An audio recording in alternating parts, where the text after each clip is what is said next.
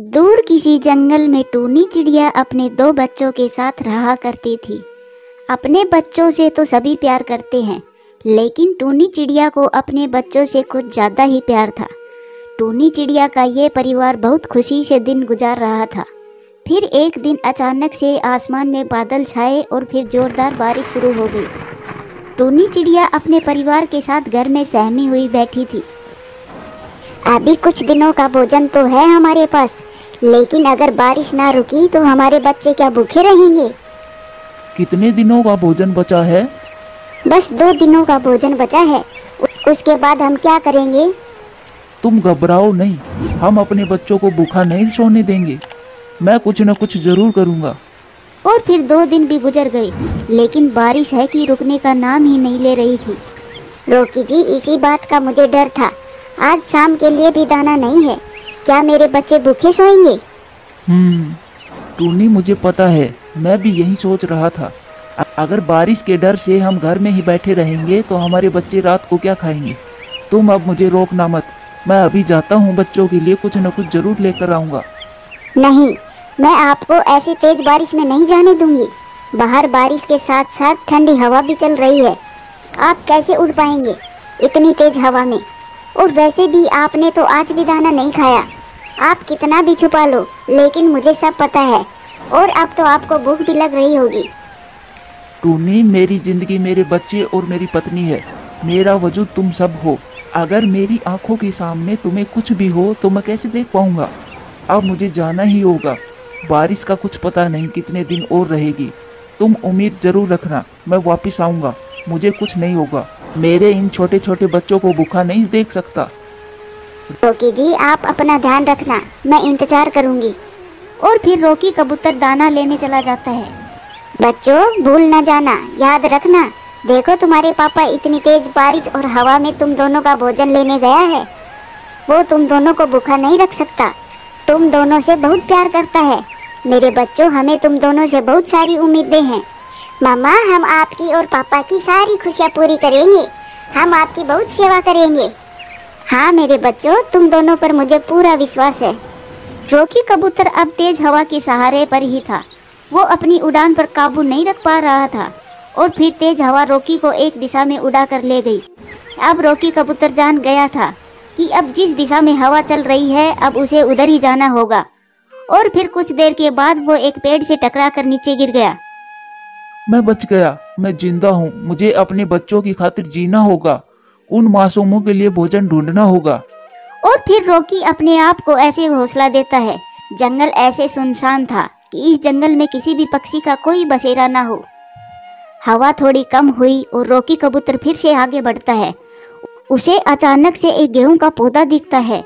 वो हैरान हो जाता है क्योंकि वो पहले भी इस दिशा में कई बार आ चुका था, लेकिन ये गेहूं का पौधा उसे पहली बार ही दिख रहा था।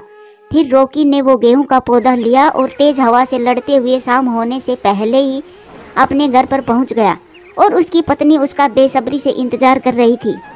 आप आ गए। मुझे आप पर पूरा विश्वास था कि आप कुछ न कुछ जरूर लेकर आओगे। टूनी, तुम जल्दी से इन बालियों से गेहूं निकालकर मेरे प्यारे प्यारे बच्चों को खिलाओ।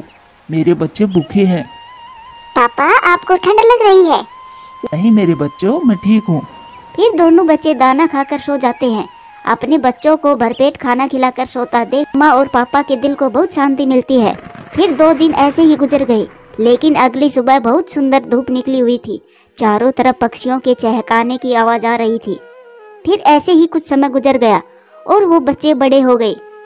माँ, मेरी बात का बुरा ना मानना, मैं आपका बड़ा बेटा हूँ, लेकिन क्या सारी जिम्मेदारी मेरी ही है? चीकू को तो चाहिए ना थोड़ा सा दाना घर पर लेकर आई। अगर मैं पापा के लिए दाना लाया करूं तो वो कम से कम आपके लिए तो दाना लाया करे। शाबाश मेरे बच्चे, आज तुमने आखिरकार अपने मन की बात बोल ही दी कि हम बोझ है तुम पर।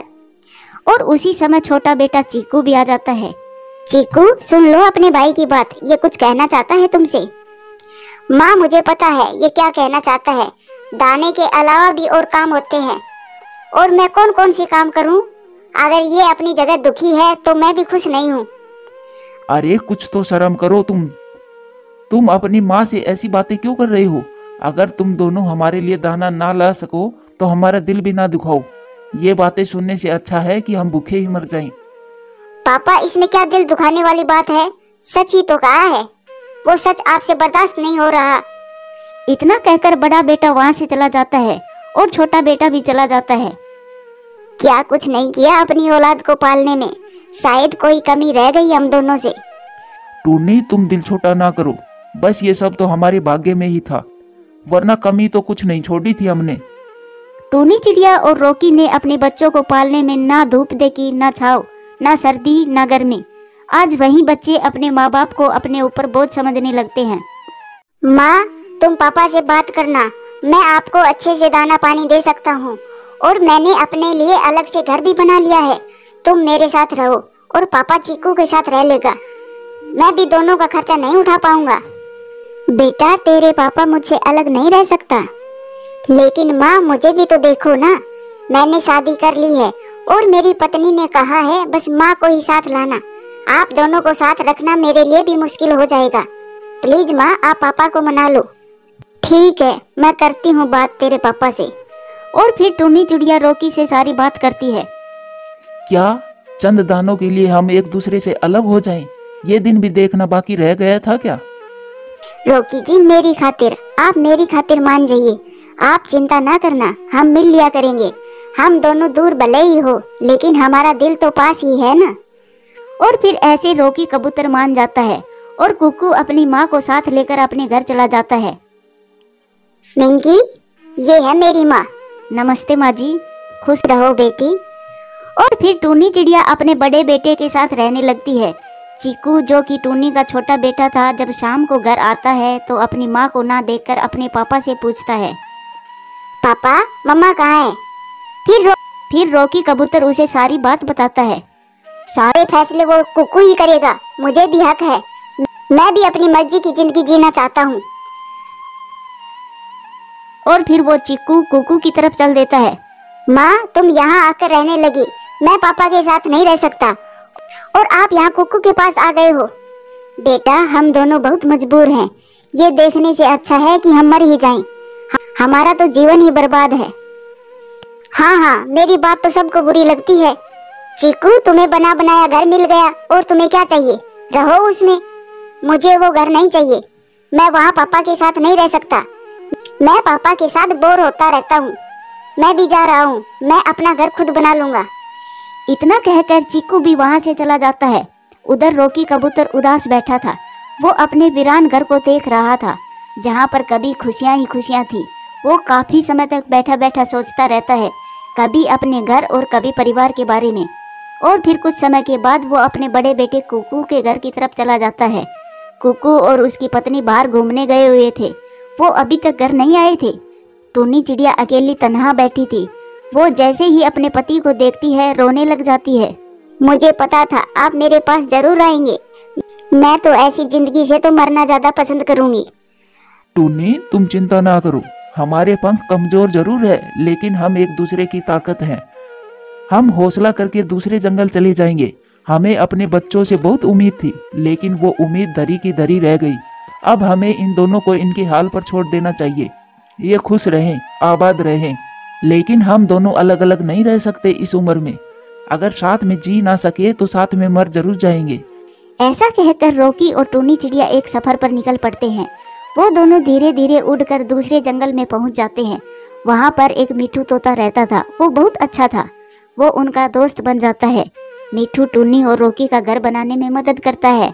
उन दोनों का घोंसला पास पास था। मिठू तोता रॉकी और टूनी की एक बेटे की तरह ही सेवा करता था। फिर वो खुशी खुशी रहने लगते हैं। प्यारे दोस्तों, कहानी कैसी लगी कमेंट्स करके ज़रूर बताना। और हाँ, चैनल पर नए आए हो तो चैनल को सब्सक्राइब जरूर करना। धन्यवाद। दूर किसी जंगल में टुनटुनी चिड़िया और कालू कौवा का परिवार रहता था। टूनी बहन, तुम्हारा बेटा कुकू कितना समझदार है, कितना लायक है। तुम कितनी भाग्यशाली हो जो तुम्हें ऐसा लायक बेटा मिला। और दूसरी तरफ मेरा जग्गू है, बहुत ही नालायक है। कभी कभी तो मुझे ऐसा लगता है कि ये मेरे ही किए की सजा मिली है मुझे। जैसे मैंने अपने माँ बाप को तंग किया था, वैसे ही जग्गू अब मुझे तंग करता है। मैं बहुत परेशान हो गया हूँ। कालू भैया, गोरी उसे क्यों नहीं समझाती? बच्चे अपनी माँ के ज्यादा करीब होते हैं। गौरी अगर प्यार से उसे समझाए तो वो जग्गू को सीधे रास्ते पर ला सकती है। बच्चे ज्यादातर अपनी माँ से ही अपनी मन की बात करते हैं। टूनी बहन, सीधे रास्ते पर तो तब लाए ना जब वो खुद सीधे रास्ते पर हो। हर समय तो वो किसी न किसी की साजिश में लगी रहती है। जग्गू को क्या वो खाक शिक्षा देगी? अब मुझे लगता है मेरी सारी जिंदगी दुखों में ही गुजरेगी। टूनी चिड़िया, मैंने तो अपना सारा जीवन ऐसे ही बिता दिया।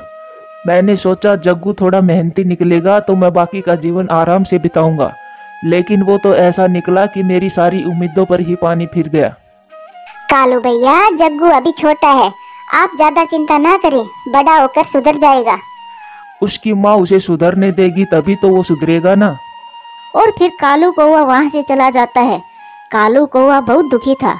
अब उसे एहसास भी हो रहा था कि जब औलाद नालायक हो तब माँ बाप को कितना दुख होता है। यही दुख उसके माँ बाप ने भी बर्दाश्त किया था। ऐसे ही वो बैठा था और अपने बचपन की बातें सोचता है। कालू, आज मेरी तबीयत ठीक नहीं है, आज तू मेरे लिए खाने को कुछ ले आना। एक तो जब भी मैं कोई प्रोग्राम बनाता हूँ अपने दोस्तों के साथ जाने का, आपकी तबीयत खराब हो जाती है। और तुमने कितनी बार मेरी बात मानी है? हर बार तुम चले जाते हो अपने दोस्तों के साथ और वापस आने पर तुम्हें ये भी याद नहीं रहता कि मैं बीमार हूँ। आज मेरा दिल बहुत उदास है। बेटा, आज तुम मत जाओ। मैं तो जा रहा हूँ। आज हम इंसानों की बस्ती में जा रहे हैं। वहाँ एक समोसे की दुकान है, वहाँ से समोसे चुराएंगे। कालू कौवा अपनी माँ की परवाह ना करते हुए वहाँ से चला जाता है और उसकी माँ भी थोड़ी ही देर बाद दुनिया छोड़कर चली जाती है। और जब कालू कौवा आवारागर्दी करके शाम को घर आता है तो वो अपनी माँ की सुबह की कही बातें भी भूल चुका था। माँ, आज तुम खाने के लिए कुछ भी नहीं लेकर आई। मुझे तो कोई समोसा भी नहीं मिला। आज तो बेकार ही दिन गया। माँ, तुम बोल क्यों नहीं रही? और जैसे ही कालू कौवा अपनी माँ के पास जाकर देखता है तब उसे पता चलता है कि उसकी माँ तो उसे छोड़कर जा चुकी है। ये सोचकर कालू कौवा रोने लग जाता है। यार कालू, तुम रो क्यों रहे हो? वो मैं नहीं, ऐसे ही लगता है आंखों में कुछ चला गया। मिट्ठू यार, क्या ऐसा नहीं हो सकता कि गुजरा हुआ समय वापस आ जाए? कालू, मुझे तुम कुछ ठीक नहीं लग रहे।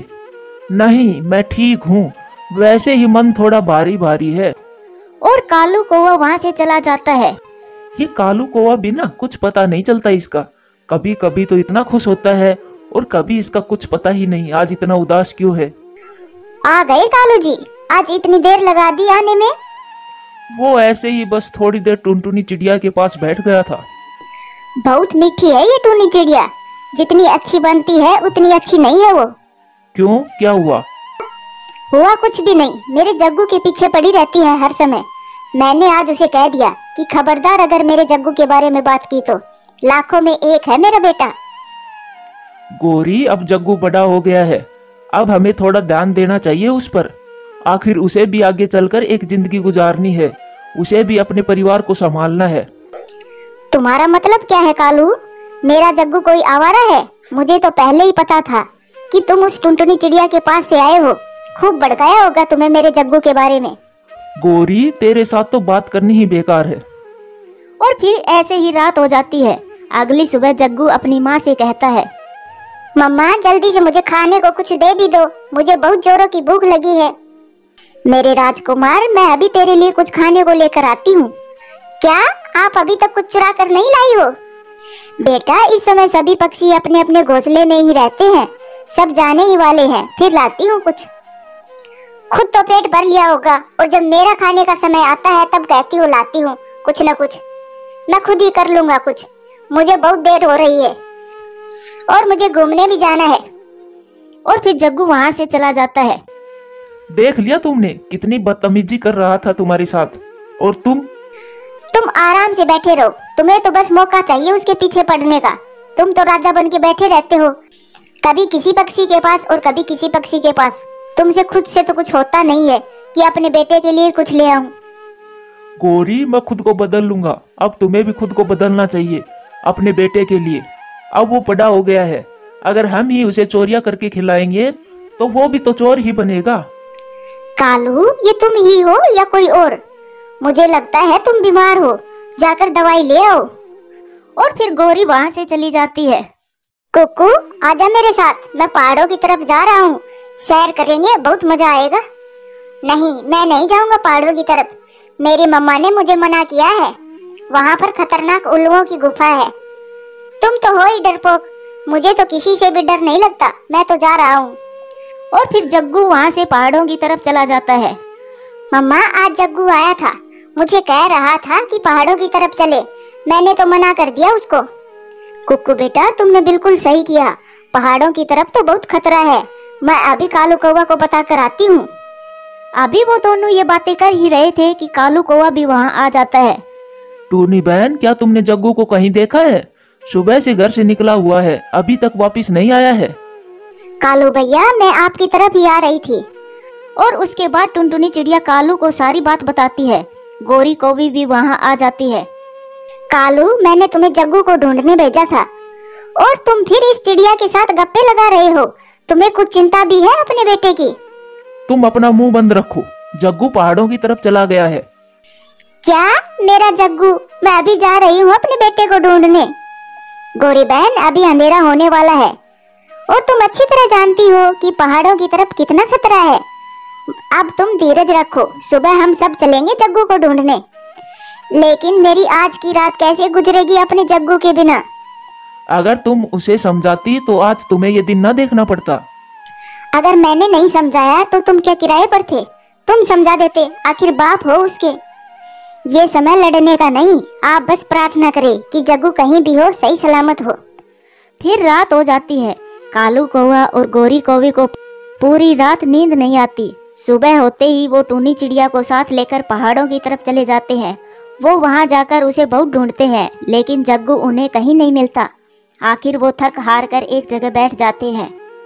कालू भैया लगता है जग्गू गुफा में चला गया है, आप यहीं बैठो, मैं देख कर आती हूँ। नहीं टूनी बहन, मैं तुम्हारी जान खतरे में नहीं डाल सकता। वैसे भी तुम समझदार हो, मैं जाता हूँ, तुम यहीं बैठो। फिर कालू कौवा जाता है। वो धीरे धीरे गुफा के अंदर जाता है। थोड़ा आगे जाने पर उसे जग्गू एक रस्सी के साथ बंधा दिखाई देता है। शायद उल्लू कहीं गए हुए थे, वहाँ पर कोई नहीं था। पापा आप आ गए, मुझे बचा लो, आज रात को उल्लू मुझे मार देंगे, पापा मुझे बचा लो। फिर कालू कौवा जल्दी से जग्गू को आजाद करा कर ले आता है। मेरा जग्गू, शुक्र है तुम ठीक हो, तुम यहाँ पर क्यों आए थे? अच्छा तो अब हमें जल्दी से यहाँ से जाना चाहिए, यहाँ पर बहुत खतरा है। और फिर वो सब वहाँ से घर आ जाते हैं। पापा वो उल्लू मुझे रात को ही मार रहे थे, लेकिन उल्लू की पत्नी ने कहा कि आज रहने दो, कल अपने छोटे उल्लुओं को शिकार करना सिखाएंगे। अगर आप ना आते तो आज वो मुझे मार देते। जग्गू बेटा आपकी वजह से आपके मम्मी पापा कितने परेशान हो रहे थे, आपको इनकी बात माननी चाहिए। कैसे मानूं टूनी आंटी, उन्होंने कभी मुझे किसी काम के लिए मना ही नहीं किया, चाहे वो काम गलत हो या सही। गौरी बहन ये आपकी जिम्मेदारी है कि आप जग्गू को सही और गलत की पहचान कराएं। आगे चलकर जग्गू को भी एक परिवार की जिम्मेदारी लेनी है। मैं कोशिश करूंगी और मैं भी कोशिश करूंगा कि मैं ऐसे काम करूं जिससे मेरे माँ बाप को मुझ पर गर्व हो। और कालू कौवा अपने मन ही मन में कहता है, काश ऐसा हो। इस कहानी से सीख मिलती है, अपने बच्चों को हमें शुरू से ही अच्छी शिक्षा देनी चाहिए ताकि आगे चलकर एक अच्छी और कामयाब जिंदगी गुजार सके। प्यारे दोस्तों, कहानी कैसी लगी कमेंट्स करके जरूर बताना।